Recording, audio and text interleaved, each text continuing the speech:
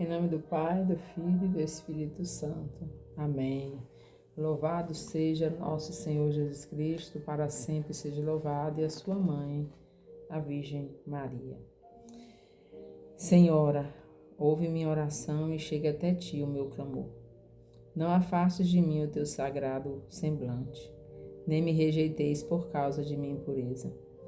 Não me abandones às conspirações e aos planos de meus inimigos, e não me deixes cair em suas péssimas censuras. Os que confiam em ti não temerão a tortuosa serpente, e os que te exaltam com louvores escapam das mãos do Arqueronte. Por tua concepção virginal, dá-me boa confiança em ti, e por teu admirável porto, alegra minha alma. Glória ao Pai, ao Filho e ao Espírito Santo, como era no princípio, agora e sempre. Amém. Vinde, Espírito Criador, a nossa alma visitai, e enchei os corações com vossos dons celestiais.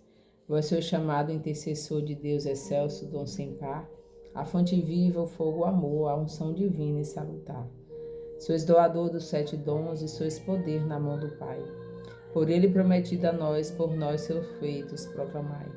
A nossa mente iluminai, os corações enchei de amor. Nossa fraqueza encorajai, qual força eterna e protetor. Nosso inimigo repeli, concedei-nos a vossa paz. Se pelas graças nos guiais, o mal deixamos para trás. Ao Pai, ao Filho Salvador, por vós possamos conhecer, que procedeis do seu amor, fazei-nos sempre firmes crer. Amém. Ave Maria, cheia de graça, o Senhor é convosco. Bendita sois vós entre as mulheres, e bendito é o fruto do vosso ventre, Jesus. Santa Maria, Mãe de Deus, rogai por nós, pecadores, agora e na hora de nossa morte. Amém. Amém. E aí, como é que vocês estão? Espero que estejam tudo bem nessa semana que iniciamos no domingo. E hoje é quarta-feira, né? Novamente eu estou aqui para compartilhar com vocês a palavra de Deus e para nós refletirmos nas nossas ações enquanto professores, enquanto educadores, enquanto missionários que somos, enquanto enviados que somos. Independente da nossa vida econômica, financeira, né, dos nossos afazeres dia a dia das nossas famílias, o professor, ele é um mestre enviado nessa terra por alguma razão que só Deus conhece, mas que tem uma missão linda e maravilhosa. O professor é insubstituível. Não adianta inventar máquinas são frias, o ser humano precisa de toque, né? Então nós trouxemos hoje aqui Jesus, né, como sempre, na cruz, né, para lembrar dos nossos pecados, por que ele morreu, por mim, por você, por todos aqueles que nós amamos, por nossos alunos, a família dos nossos alunos. Nossa Senhora, hoje eu trouxe a imagem do Imaculado Coração de Maria, né? Ela tem um coração exposto aqui com as dores que ela sentiu na crucificação do seu filho. E ainda estamos na quaresma de São Miguel Arcanjo. Aqui está ele, o anjo do combate. O anjo do combate. Clamemos ao São Miguel que ele venha combater conosco. São tantas atrocidades que acontecem no ambiente escolar que fica difícil da gente conseguir mensurar e falar de tudo que acontece. É muita coisa, gente, é muita coisa. Nós não temos noção das situações adversas que acontecem dentro do ambiente escolar. Ontem eu fui à missa e uma amiga minha lá da igreja comentando de uma morte de uma menina num lugar aí, por alguns meninos, né? E bateram tanto, né, nela. Então a gente vê assim, o tanto que a gente reza, tanto que a gente pede, ainda é pouco. Ainda é muito pouco. Porque ainda o ser humano continua fazendo essas atrocidades de crianças. E eu tenho certeza, com toda a dor no meu coração que eu sinto, que quem é mãe sabe, tanto que dói a gente criar uma filha e a gente ver a nossa filha passar por isso. E aqui eu não estou julgando nem a menina, nem a conduta dela, nem dos meninos, nem das famílias, mas da dor de um acontecimento desse. Onde a gente tem que ter compaixão tanto pela criança que morreu, segundo ela, né? Que eu não li a reportagem, tanto quanto os adolescentes que fizeram isso. Temos que ter compaixão. Temos que amar tanto ao ponto de doer. E se aquele menino que fez isso fosse meu filho? Eu criei bem meu filho, mas na hora da situação onde a massa, né? O calor. Eu já tive muitos alunos bons que na hora ali do vucu-vucu, da raiva, e do vai, bate, ele acabou batendo. Mas era um menino bom, que se arrependeu, chorou. Não queria ter feito isso, professora, não queria. Então a gente tem que ter compaixão. E a gente sabe que o mal, ele comanda muita gente aqui nessa terra através da mente. Ele não entra na nossa mente, ele não ouve o que a gente fala, mas ele vê o que a gente faz. Ele vê o que a gente assiste, ele vê as conversas que a gente tem, as conversas vazias, as conversas frívolas, as conversas indecentes, as conversas que não são vãs, que nada se aproveita. E no meio dos adolescentes, das crianças, essas conversas são ainda piores. Porque antigamente uma criança, um adolescente até certa idade, ele era inocente. Ele falava de coisas bobinhas do dia a dia, de que queria correr, de que foi correr e caiu, de que subiu numa árvore. Hoje em dia as conversas são outras, porque o celular, infelizmente, está tirando a inocência dos nossos alunos, das nossas crianças. Infelizmente. E muitas vezes eu, como mãe, nem percebo. Assim que meu filho completa determinada idade, a primeira coisa que eu falo para ele é: no Natal, se você eu vou te dar um celular de presente. Ele mal sabe o que ele está causando, o crime. Hoje em dia eu sei, dar um crime para uma criança, dar um celular para uma criança, para mim é um crime enorme. É assim, algo que vai destruir. Tem um aplicativo em que a família regula, né? Eu regulo lá no My Family e tal, ele só vê o que eu vejo, mas a mente dele já fica perturbada naquele momento ali. Por mais que a gente às vezes tente monitorar, que a gente tente vigiar, a gente não consegue, nós não somos Deus. A gente falha. E nessa hora pode acontecer alguma coisa muito ruim, que aí depois pra gente conseguir apagar, deletar, não tem como mais, acabou. Hoje nós vamos ler um pouquinho mais também. Hoje eu trouxe aqui a leitura do Catecismo da Igreja Católica, que diz assim: aqueles que são investidos de autoridade devem exercê-la como um serviço. Nós, professores, somos exercidos de autoridade. Nós somos investidos com total autoridade dentro de uma sala de aula. Tanto é que tem professores que na hora que está um pouco mais emotivo, ele diz assim: da porta da sala para dentro, quem manda sou eu. Não é coordenador, não é diretor, não é ninguém. Eu mando. Então ali é uma autoridade, então você tem que colocar ela a serviço. Quem quiser ser o maior entre vós, seja aquele que vos serve. Isso é um mandamento de Jesus. Quem quiser ser o maior entre vós, seja aquele que vos serve. Quantas vezes eu já ouvi de colegas meus que eu como coordenadora, muitas vezes, não foi uma vez nem duas, quantas vezes eu peguei cadeira sozinha, sem a ajuda de nenhuma pessoa às vezes, porque eu me coloco na condição que se eu não pedir, eu não vou, né? Se ela não pediu, é porque eu não estava precisando de ajuda. Ou então, isso não faz parte da minha função.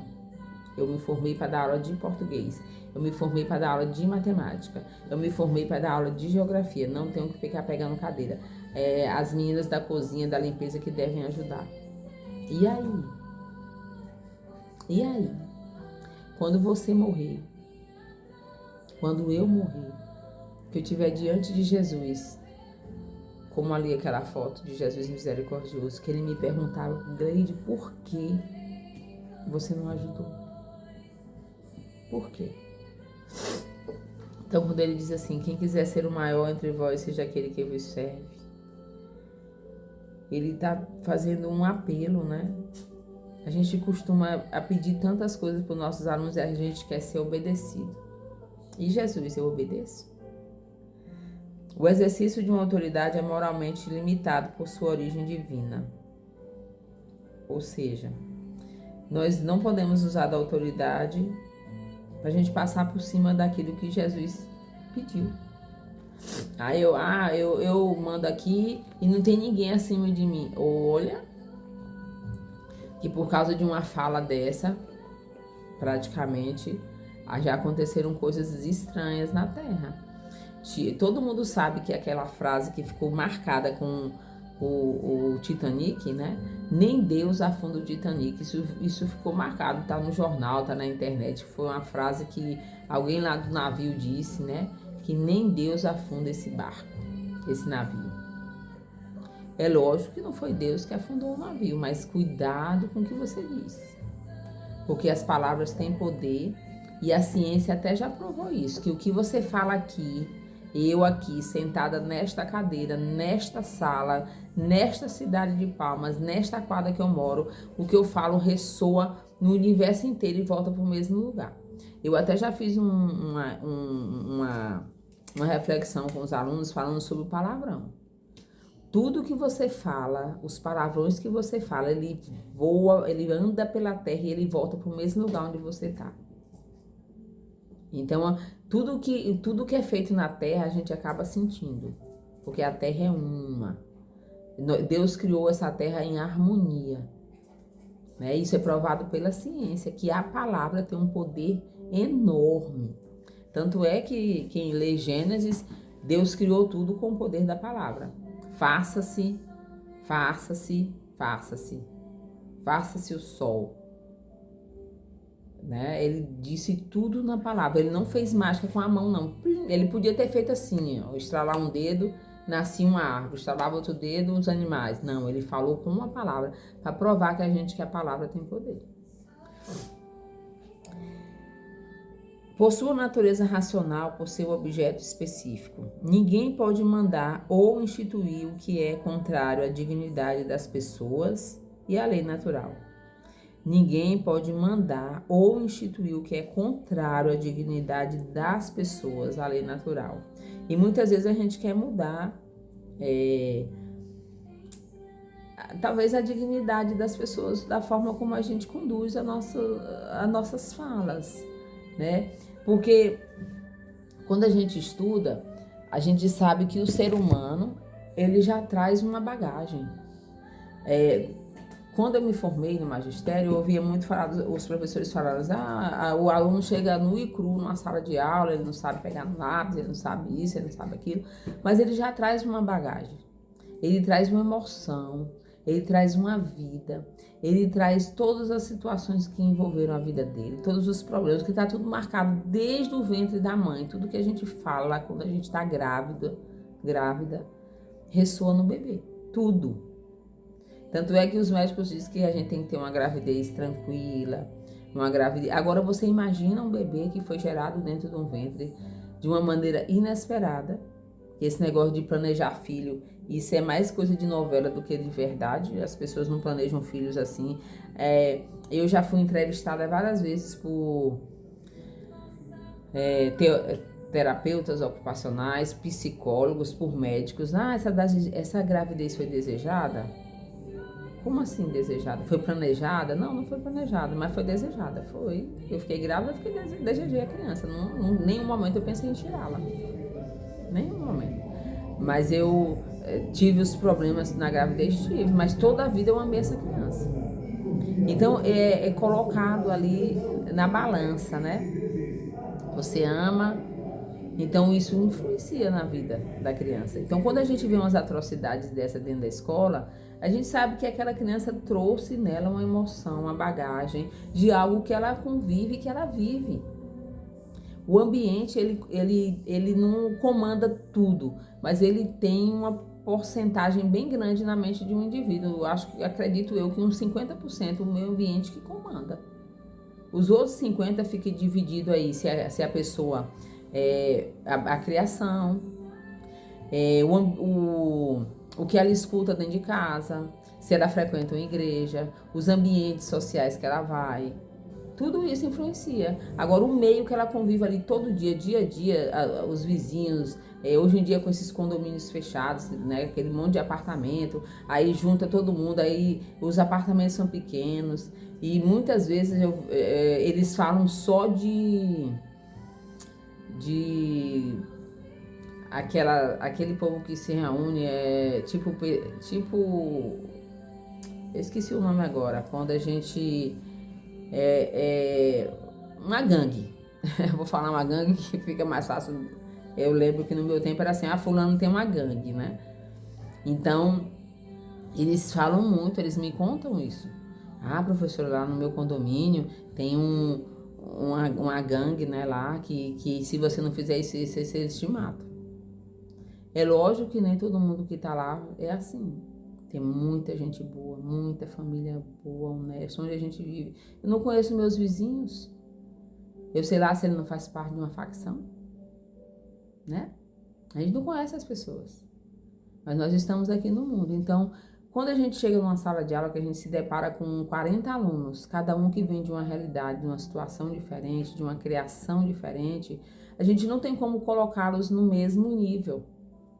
Não tem como. Tem um que você vai ter que ser mais ríspido, outros você vai ter que ser mais brando, outros você vai ter que ser mais amável, outros você vai ter que olhar mais, outros você vai ter que, de vez em quando, tocar nele, porque cada um é um. E talvez isso tenha fatigado o professor, isso tenha estressado, porque parece que antes, né, há uns anos atrás, todos os alunos que estavam na sala de aula eram tratados do mesmo jeito, eles tinham que se comportar da mesma forma. Todos. Aluno aprende e aluno não aprende, né?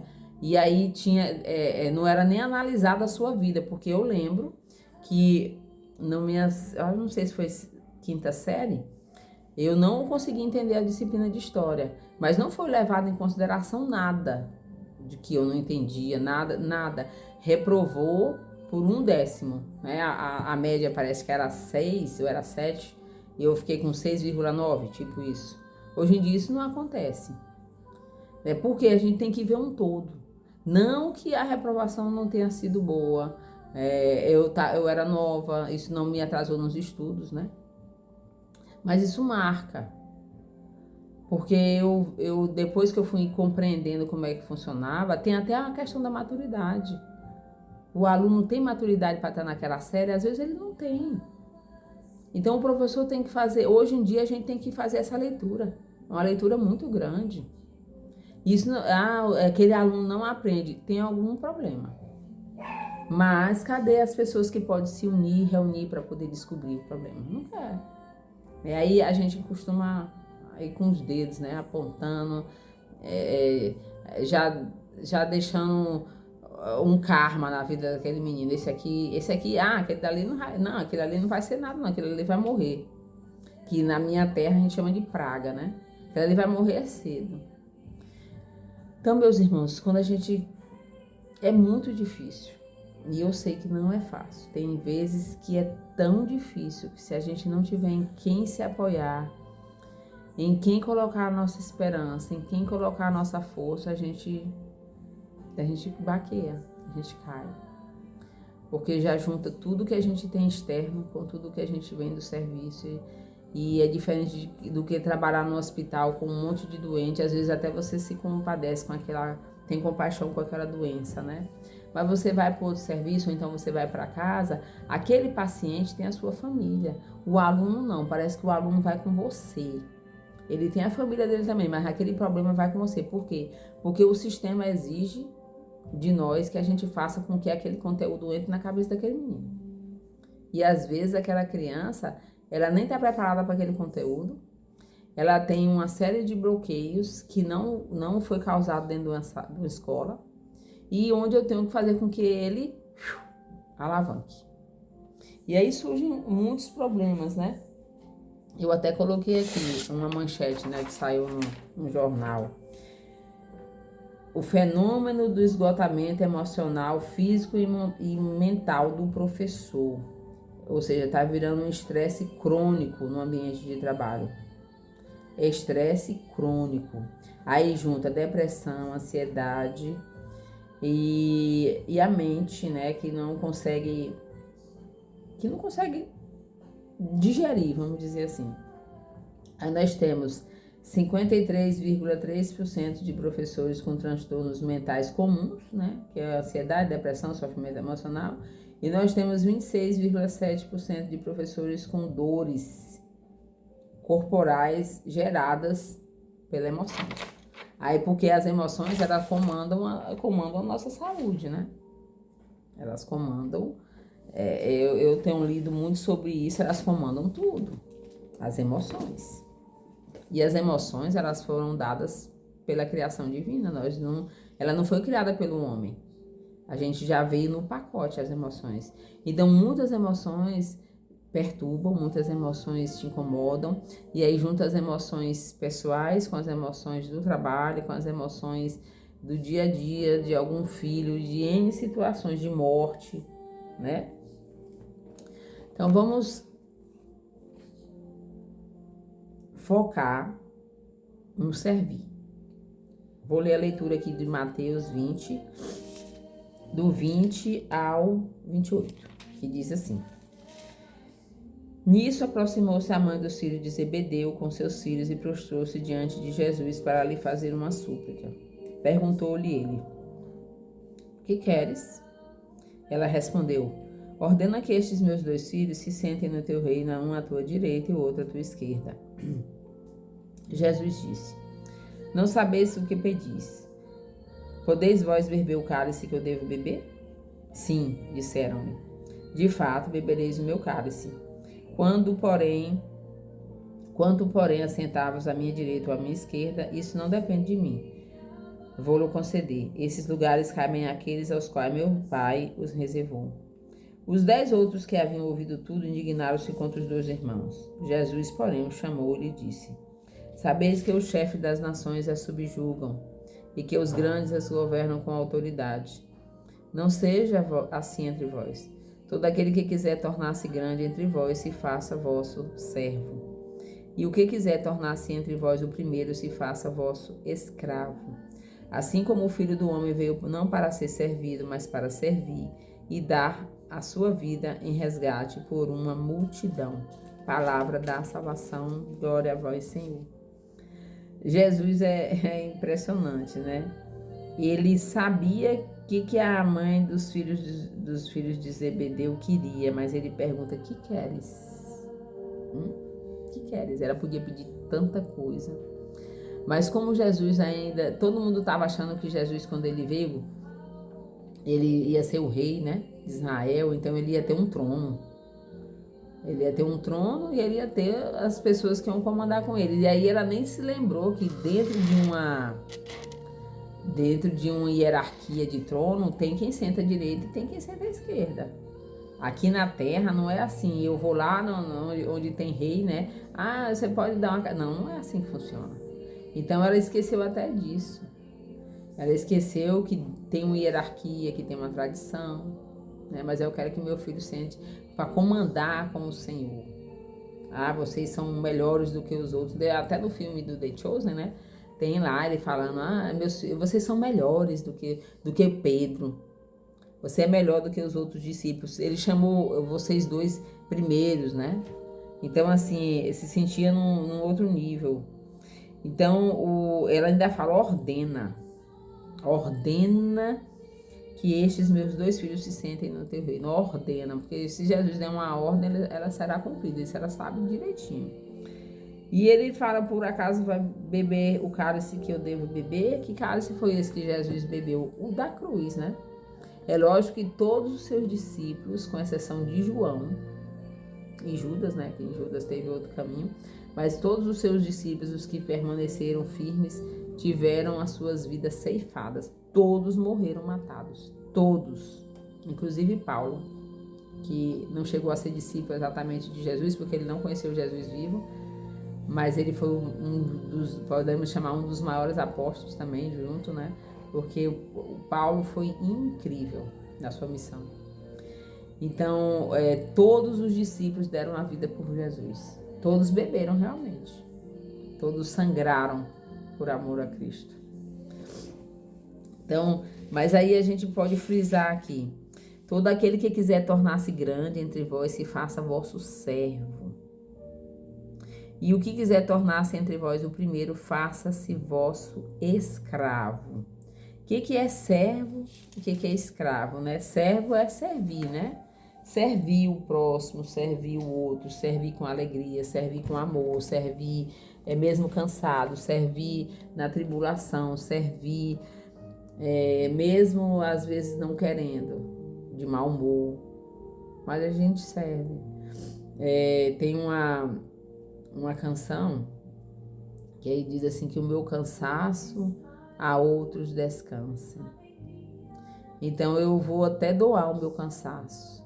Eu até já comentei em um dos vídeos aqui com vocês que tudo que a gente sente, a gente pode colocar pelas almas do purgatório, pelos pecadores do mundo, a gente pode colocar tudo por Jesus.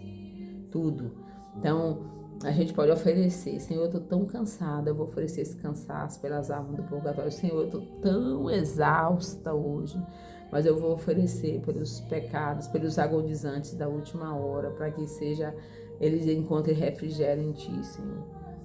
Se a gente começar, a gente vai ter sentido para o nosso sofrimento.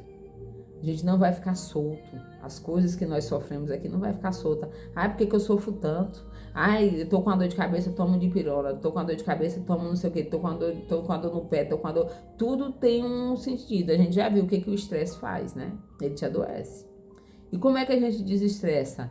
Quando a gente recorre a Jesus. E pra gente recorrer a Jesus, a gente tem que andar na linha. E pra gente andar na linha, a gente tem que recorrer a Maria, porque ela foi perfeita diante de Deus. Ela é a perfeitíssima. Não existe nenhum ser humano na face da terra que seja perfeita como Nossa Senhora. Não existe, nunca vai existir. Nunca. Ela foi a arca da aliança viva. Ela carregou Jesus no ventre dela. Por quê? Porque ela era pura. Como é que Deus vai nascer de um ventre manchado? Não existe isso. Então, assim, quando a gente não consegue chegar aos pés do Evangelho, que está muito difícil, vai a Nossa Senhora. Eu trouxe até uma leitura aqui para a gente refletir do livro Maria, a maior educadora da história. Pra gente, não vou falar muito, eu vou finalizar com isso aqui, tá? Diz assim: Maria não compreendia as tempestades injustas que desabavam sobre ela. Mas como pertencia à mais fina casta de educadores, não reclamava. Não reclame. Reclamar é pedir 2 vezes o mesmo problema. Eu já citei isso aqui. Suportava com dignidade as calamidades e tentava intrepidamente sobreviver a elas. Sobreviver às intempéries da vida sem reclamar é um dos maiores segredos dos que superam as vicissitudes. É preciso bravura emocional. Quando tudo dá errado para não se achar desafortunado, mal sucedido, destinado a ser um derrotado, é preciso audácia para fugir quando necessário e ousadia para enfrentar quando for imperativo. Então, Nossa Senhora, ela não se dava ao luxo de reclamar. Ela poderia reclamar desde o nascimento de Jesus, né? Caminhar num jegue. Por que a mãe de Jesus não podia ter ido numa carroça? Numa carroça para ser contabilizada lá em Belém? Por quê? Ela não podia ir numa carroça lá sentadinha, sem muitos problemas. Não, ela foi era um jumento, né? Ela foi de jumentinho. Sentada num jumentinho, assim, já profetizando que ele iria entrar em Jerusalém num jumento, né? A harmonia das coisas que Deus foi tecendo até o nascimento do seu filho é tão linda. Quando você vai vendo assim o plano dele, quando você vai vendo a forma como ele foi conduzindo, mesmo dentro dos atropelos, das brigas, dos pecados, o pecado de Davi, o pecado de Salomão, o pecado de Sansão, o pecado de cada um desses que ele escolheu, que foram fracos, se mostraram fracos, o meu pecado, Deus vai tecendo de um jeito onde ele vai me ligando a ele. E assim foi Nossa Senhora. Ela poderia ter reclamado desde aí. Meu Deus, como é que eu tô carregando o seu filho e eu tô indo sentada num jumento? Mas na Bíblia não tem nada. Ela nunca reclamou, ela era virgem do silêncio. Silêncio. E quando a gente faz silêncio, a gente contempla aquele sofrimento. Senhor, me ajuda, tá difícil, tá pesado. Eu não acho que eu não consigo. Mas Jesus já falou que ele não dá um fardo maior do que a gente possa suportar, então aquilo é suportável. A gente é que fica dizendo que não é, né? E eu muitas vezes já me peguei falando assim, né? Não, Jesus, está difícil, mas eu consigo porque o Senhor estará comigo. Eu consigo porque Nossa Senhora vai na minha frente. Ela vai me ajudando. Então, Nossa Senhora não reclamou. Ela foi conduzindo a vida dela. Depois ter um filho dentro de uma estrebaria, né? Para quem tem um nariz aí refinado, que qualquer coisinha fede, né? Uma vez eu vi uma professora com um aluno, ela passou, a menininha, 6 aninhos, ela passou por cima de uma carniça de cachorro. E essa professora, quando entrou na sala de aula, meu Deus, ela fez um barulho, ela fez assim, uma bagunça, ela deu uns gritos.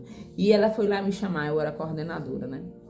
Não era dela não, mas a outra coordenadora não tava, eu fui lá. E ela saiu gritando, tira essa menina daqui que ela tá fedendo no meio de todo mundo. A criancinha era uma menininha, eu lembro, ela tava assim, assustada. Aí eu falei, o que foi? Aí eu trouxe ela, né? Conversei com ela. Aí as meninas da limpeza foram lá na sala, limparam a sala, passaram coisa, e ela fazendo um ânsia de vômito, aquela coisa. E eu olhando assim, eu falava, meu Deus. E eu com tanta dor daquela menina, porque eu sei que hoje ela deve ser uma moça, uma mulher, talvez seja até mãe, já tem muito tempo, ela tem mais de 18 anos quase. Ela deve lembrar dessa cena. E ela deve sim, se ela não for uma pessoa de Deus, ela deve sentir muita raiva ou muita mágoa dessa professora. Porque a cena não dá nem pra contar pra vocês o tanto que foi triste. Aí eu sei que eu peguei essa criança, conversei com ela, aí eu cheirei a mochila dela, né? Aí eu falei, você passou por cima de algum bichinho morto, né? Mas não se preocupa não, eu joguei água, acho, na mochila. E aí eu levei ela no banheiro, dei um banho nela, peguei o uniforme dela, coloquei dentro da mochila, falei para ela levar para a mãe dela lavar, né? Dei outro uniforme para ela. E aí botei ela de volta na sala. Eu liguei para a mãe buscar. Eu sei que teve uma coisa assim. E aí a mãe dela saía cedo. Ela ficava em casa sozinha, uma menina de 6 anos, cuidando do irmão, que era o menor, parece. Ou era o irmão maior que cuidava dela, uma coisa assim. Tem muito tempo, eu não vou me lembrar muito agora. Mas eu fico pensando, muitas vezes, gente, a nossa escola ela é um refúgio. Ela é um refúgio. Não tem nada a ver com isso. Problema seu, meu amigo. Mude de profissão. Pelo amor de Deus. Não faça aquilo que você não gosta, não. Já pensou você trabalhar na educação 25 anos sem gostar, só para você se aposentar e ficar ganhando um salário de... Todo mundo sabe que de 2003 para cá o salário vai cair muito por causa dessa lei. Eu sei, porque eu me aposentei tem pouco tempo, meu salário caiu muito mesmo. Eu perdi mais de 6 mil reais. Então, e você tá fazendo uma coisa que você não, pelo menos não se alegra em nenhum momento. Que aquilo ali é um martírio. Não, vai fazer outra coisa. O mundo, minha avó dizia que o mundo é uma porteira, a gente tem de tudo. Vai caçar o que fazer em outro lugar. Se você não se fizer igual no Evangelho, onde Jesus disse que se você quiser ser o maior, você tem que aprender a servir, tá difícil. E nós podemos, a gente não precisa fazer grandes coisas para Deus nos ver, não, as pequenas coisas. Igual eu fiz com essa criança, eu fiz porque doeu em mim o que aquela professora fez com ela. Eu já assisti tantas cenas horrorosas de professor com aluno, que eu não consigo nem... Eu pedi a Deus para deletar aquilo. De tanta vergonha que eu ficava de ser professora e de ter uma professora daquele tipo ali do meu lado e eu não poder falar nada. E eu ficar calada. Quantas vezes eu chorei por aluno? Muitas. Quantas vezes eu já fui na igreja fazer adoração e chorar. A adoração inteira não era por mim, não era por minha casa, que também estava pesando de choro, mas por um aluno. muitas vezes, porque doía aquilo que ele falava em mim. E que bom que a educação acordou para ver que o aluno é gente. Antigamente nós não éramos tratados feito gente. Eu estudei nessa época, eu sei. Eu nunca fui vista. Nunca. Eu era uma aluna invisível. Ninguém nunca olhou para minhas dores. Ninguém nunca olhou para mim. Nenhum professor. Eu não lembro de nenhum professor de algum gesto de carinho comigo. E olha que os alunos naquele tempo não faziam bagunça, não. Era sentado, virado para frente, calado, não podia falar nada, porque senão levava para a diretoria, não existia orientador nem coordenador, né? Coordenador eu acho que existia, não existia orientador. Mas tudo era o diretor, era a inspeção que tinha dentro da escola, né? A secretaria, eu acho que comandava os diários, nem lembro mais. Então, mas eu nunca fui vista. As minhas dores nunca foram vistas. Quem é você, eu nunca fui vista. Até a minha faculdade eu nunca fui vista. Eu sempre fui uma aluna invisível. Essa é que é a verdade. Toda a vida. O professor nunca olhou para mim. Então, eu sinto isso. Por isso que eu me coloquei aqui com essa coragem, porque não é fácil eu estar aqui. Não é fácil. É difícil. Eu não tenho pretensão de nada. É só reflexões que eu faço. E como eu não tenho para quem falar, eu até já comentei isso, eu falo aqui. Isso é o que eu queria dizer para os professores de verdade, que eles sentissem, mas eu não tenho como falar, porque eles não querem ouvir. Ninguém quer ouvir. Ninguém quer ouvir a verdade. Mas eu sei que Jesus colocou no meu coração. E eu até gostaria de ter momentos mais vezes, mas não, eu só consigo fazer uma vez na semana, porque a demanda é tão grande, mesmo eu estando só em casa, eu não consigo, eu tenho muita coisa para fazer. Eu não sou eu não consegui dizer assim, eu me desocupei de muita, não, a minha cabeça tá, eu tenho que cuidar da casa, eu tenho que fazer comida, eu tenho que lavar a roupa, eu tenho que limpar a casa, eu tenho que levar filho na escola, eu tenho que buscar na escola, eu tenho que fazer a tarefa com ele, eu levo ela na terapia, porque eu já comentei que eu tenho uma filha que tem o TEA, né?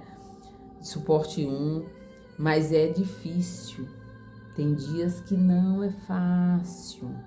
Não romantize os transtornos. E eu vou para onde? Eu corro para quem?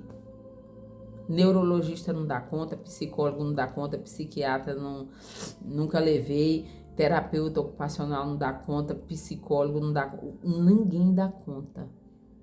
Mas Jesus dá conta. Eu tenho certeza disso. Ele dá conta.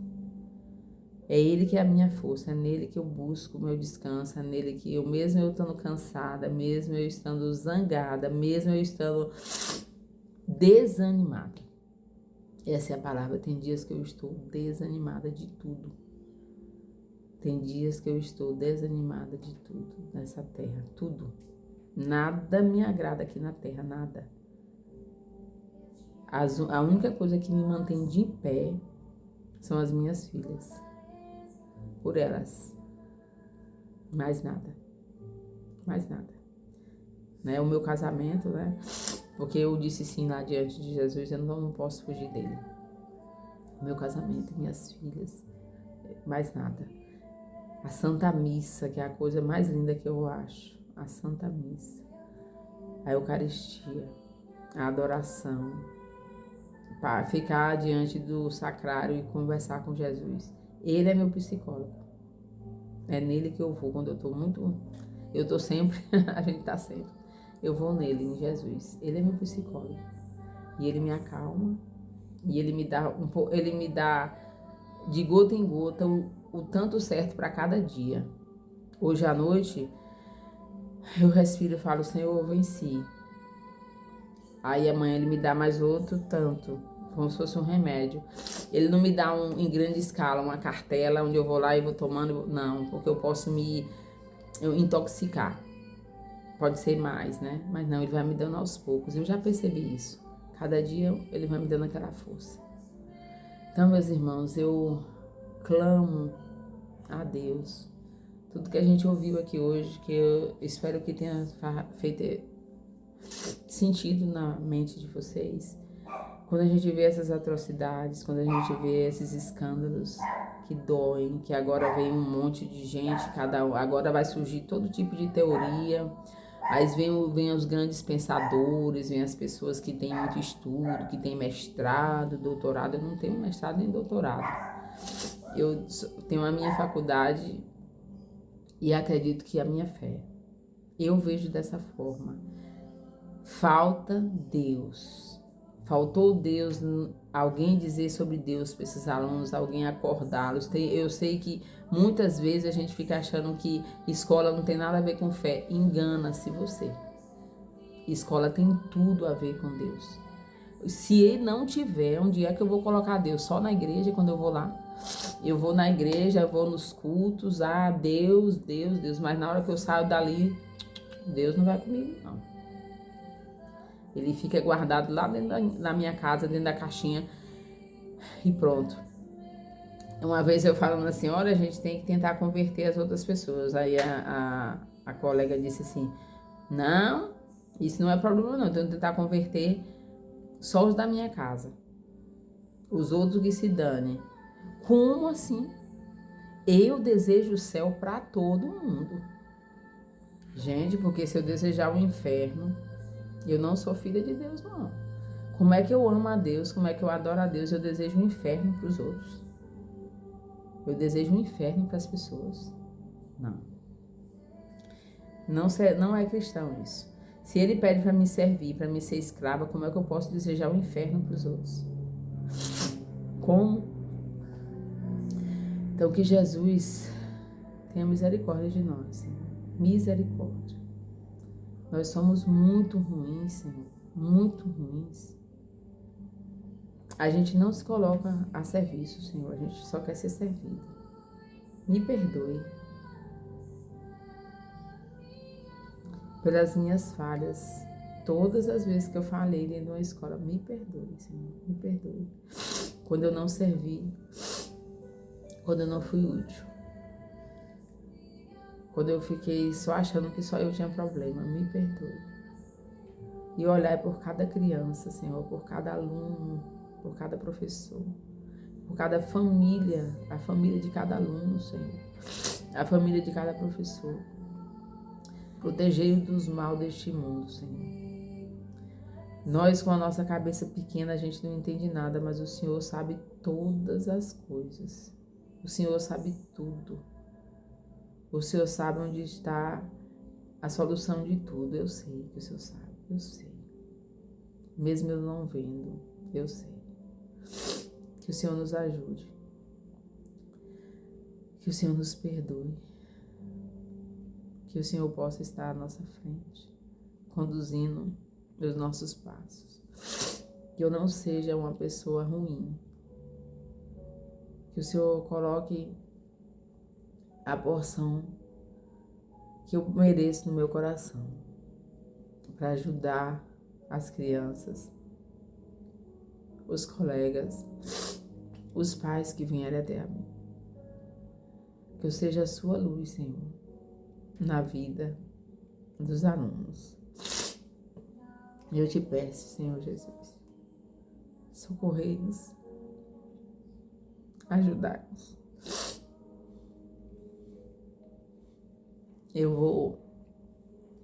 Hoje eu não vou rezar o texto das Santas Chagas, porque o vídeo passou do tempo que eu estipulei, né? Eu não quero ficar com os vídeos muito grandes, porque as pessoas hoje não têm paciência mesmo para ver. A gente que acha que tem. As pessoas só têm paciência para ver filme. Não mexe com nada, né? Tirando aqueles que gostam de ver filme sei lá, de religioso, ou filmes que trabalhem a mente, né? O restante quer ver só bobagem, que não cresce em nada, que não te movimenta em nada. Então as pessoas não têm mais paciência. Nós estamos numa era onde a virtude da paciência está sendo esquecida. Saber esperar. Quem não tiver paciência não vai saber esperar um milagre de Deus. Não vai. E talvez perca a salvação. Porque aí eu vou querer fazer com as minhas mãos e vai dar errado. que eu não sei fazer nada, né?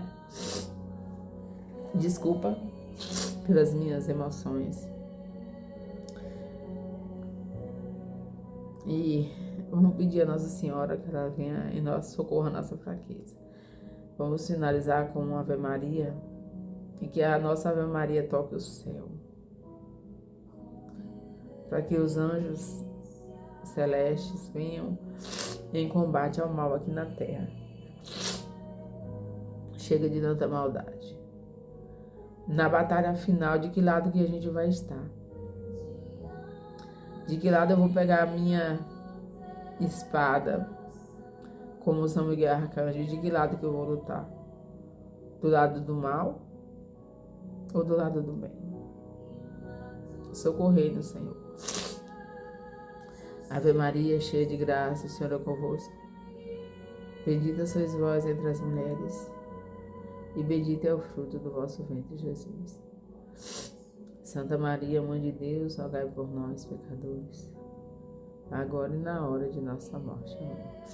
Ave Maria, cheia de graça, o Senhor é convosco. Bendita sois vós entre as mulheres, e bendito é o fruto do vosso ventre, Jesus. Santa Maria, Mãe de Deus, rogai por nós, pecadores, agora e na hora de nossa morte. Amém. Ave Maria, cheia de graça, o Senhor é convosco. Bendita sois vós entre as mulheres, e bendito é o fruto do vosso ventre, Jesus. Santa Maria, Mãe de Deus, rogai por nós, pecadores, agora e na hora de nossa morte. Amém. Estivemos reunidos e permaneçamos unidos.